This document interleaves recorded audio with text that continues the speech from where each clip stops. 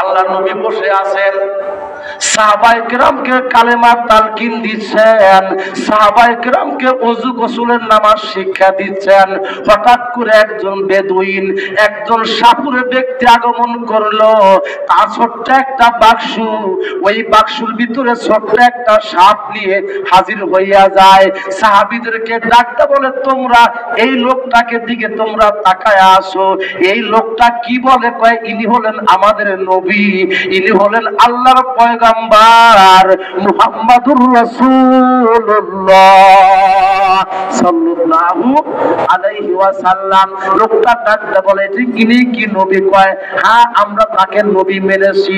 ওই আল্লাহর বান্দা সাপুরে ডাকতে কয়, না না, আপনারা যদিও মুহাম্মদকে নবী হিসাবে মেনে নিয়েছেন, কিন্তু আমি ততক্ষণ পর্যন্ত মুহাম্মাদুর রাসূলুল্লাহকে নবী হিসাবে মানব না, যতক্ষণ পর্যন্ত আমার এই বাক্সের ভিতরে যেই সাপটা আছে, এই সাপটা যতক্ষণ পর্যন্ত সাক্ষী না দিবে, ততক্ষণ পর্যন্ত আমি নবী মানব না।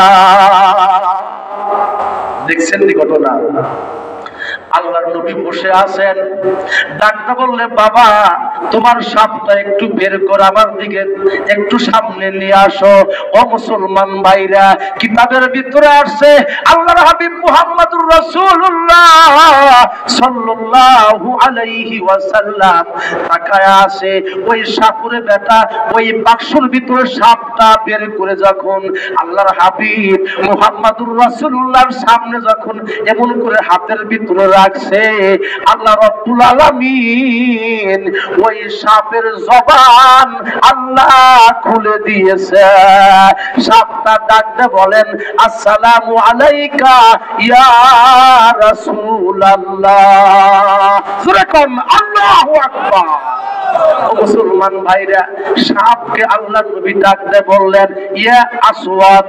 আসওয়াদ মানে সাপ। নবী যখন জবান দিয়ে বললেন, ইয়া আসওয়াদ, সাপ ডাকতে বলে, লাব্বাইক ইয়া রাসূলুল্লাহ, ইন্নী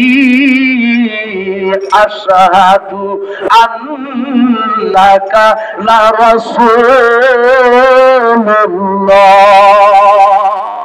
সাল্লাল্লাহু আলাইহি ওয়াসাল্লাম।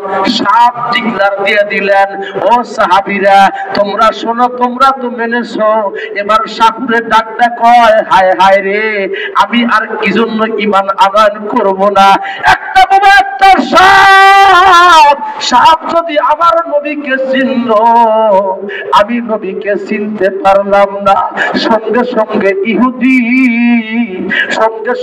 ওই ইহুদি আল্লাহর হাবিব মুহাম্মাদুর রাসূলুল্লাহর হাতে হাত দিয়ে কালেমা পড়ে ডাক দেয়, কয়, ইয়া রাসূলুল্লাহ, ইয়া হাবিবাল্লাহ, হুজুর আপনি আমার জন্য দোয়া করবেন, আমি যেন ঈমানের উপর অটল অবিচল থাকতে পারি। ও মুসলমান ভাইরা, আমাকেও আপনাকেও আল্লাহর কাছে বেশি বেশি দোয়া করা লাগবে ঈমানের উপর অটল অবিচল থাকার জন্য। আল্লাহ রাব্বুল আলামিন সূরা হামিম সাজদার ভিতরে আল্লাহ বলেন, ইন্নাল্লাযীনা ক্বালু রাব্বুনাল্লাহ, আল্লাহু আকবার বলেন। আল্লাহ বলেন, অবশ্যই যে সকল বান্দা বান্দীরা কয় আমাদের রব আল্লাহ, সুম্মাস্তাকামু, অতঃপর যারা এই কথা বলে যারা অটল অবিচল থাকে, কারা কোন দলকে ভয় করে না, কোন নেতাকে ভয় করে না, বিপদ আসতেই পারে, তারা কোনদিন বাতিলের সামনে মাথা নত করে না। আল্লাহ বলেন, তাতানাজ্জালু আলাইহিমুল মালাইকা আল্লা তাখাফু ওয়া লা তাহজানু ওয়া আবশিরু বিল জান্নাতিল্লাতী কুনতুম তুআদুন। আল্লাহ বলেন, যারা অটল অবিচল থাকে, দেখেন নাই বিগত 15-16 বছরে যারা হকের প্রতি ছিল, ওলামায়ে কিরাম, বিভিন্ন ওলামায়ে কিরামকে আল্লাহ আল্লামা মামুনুল হক সহ খালেদ সাইফুল্লাহ আইয়ুবী, দেলোয়ার হোসেন সাইদি, বড় বড় উলামায়ে কেরামকে হাত পায়ে বেরিয়ে দিয়ে তাদেরকে আসামি বানাইয়া ছেলে ঢুকাইছিল। জোরে কোন ঠিক কিনা? তারা কিন্তু বাতিলের কাছে মাথা নত করে নাই। আল্লাহ তাদের সম্মান বাড়া দিয়েছে। আজকে তাদের সাথে বর্তমান সরকার তাদেরকে নিয়ে পরামর্শ করে। জোরে কোন ঠিক কিনা? এটাই বুঝতে হবে ক্ষমতার মালিক কে। আরো জোরে বলুন, ক্ষমতার মালিক কে? আল্লাহ বলেন তাতানাজ্জালু আলাইহিমুল মালাইকা, যারা বলবে আমাদের রব আল্লাহ, যারা বিপদে পড়েও আল্লাহকে ভুলবে না, হক পথ থেকে বিপদগামী হবে না, আল্লাহ বলেন এই সমস্ত বান্দা বান্দীগুলোর যখন মৃত্যুর টাইম হবে বাবা, আল্লাহ রাব্বুল আলামিনের পক্ষ থেকে হাজার হাজার রহমতের ফেরেশতা আগমন করবে। জোরে কোন সুবহানাল্লাহ। মৃত্যু শয্যায় শায়িত থাকবেন, মৃত্যুর যন্ত্রণা আরম্ভ হয়ে যাবে। আপনার স্ত্রী, আপনার আদরের সন্তান, আপনার কন্যা বাবা বাবা করে কান্না শুরু করে দিবে। আপনার স্ত্রী কান্না আরম্ভ করে দিবে। আপনার সন্তান, আপনার কন্যা, আপনার বড় মেয়ে আপনার মুখের ভিতরে পানি দিবে। ওই সময় অনেক সময় আমরা দেখেছি অন্যদিকে তাকায় থাকে, পানি খাওয়ার মতো কোনো পরিস্থিতি থাকে না। হাফতে দরিয়া গার বানু শাম, হাফতে দরিয়া গার বানু শাম, তানা গার দাত জানে মা, সর্বতে দিদারে বায়াত, সর্বতে দিদারে বায়াত, আজ নব্বে মাহবুবে মান। ও মুসলমান ভাইরা, ওই সময় অনেক সময় দেখি আপনার সন্তান যখন মুখে পানি দিতে চায়, কিন্তু অন্যদিকে অপলক নেত্রে তাকায়া থাকবেন।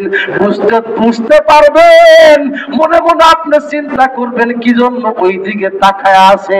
ও মুসলমান ভাইরা, আল্লাহর রহমতের ফেরেশতাগুলো আপনি দুনিয়ার বুকে কষ্ট করেছিলেন, আপনি দুনিয়ার বুকে আপনি হালাল খাওয়ার কারণে বড় মাছ কিনতে পারেন নাই, দৈনিক সপ্তাহে আপনি গোশত কিনতে পারেন নাই, আপনার সন্তান ফল খেতে চায় 1 কেজি আপেল কিনতে কোনোদিন পারেন নাই, পকেটে করে একটা আপেল কিনে নিয়ে আসছেন, সন্তান ডাকতে বলে আব্বা,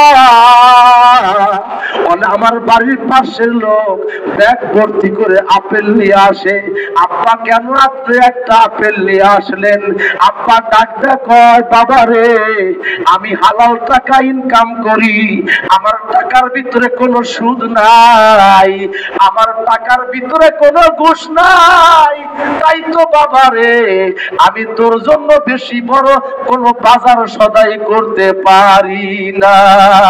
মনে রাখবেন, এই কষ্ট করে যখন আপনি দুনিয়া থেকে চলতে লাগবেন, ওই সময় আল্লাহর রহমতের ফেরেশতাগুলো আপনার সামনে জান্নাতুল ফেরদাউসের সিনারি আপনার সামনে তুলে ধরবে। জোরে কোন সুবহানাল্লাহ। ডাকটা বলবে বান্দা তোর কোনো ভয় নাই, আল্লাহ তাখাফু ওয়ালা তাহজানু, তোমার কোনো ভয় নাই, তোমার কোনো টেনশন নাই, তোমার জন্য তোমার মালিক জান্নাত সাজাইয়া রাখছেন। জোরে কোন মারহাবা। ও মুসলমান ভাইরা, জান্নাত আল্লাহ রাব্বুল আলামিন আমাদের জন্য সাজায় রাখছেন। বলতেছিলাম যারা ঈমানের উপর অটল থাকবেন তাদের জন্য রহমতের ফেরেশতা আসবে।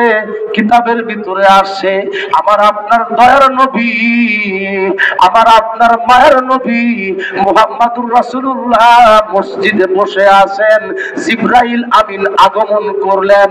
কে আসলেন? জিবরাইল।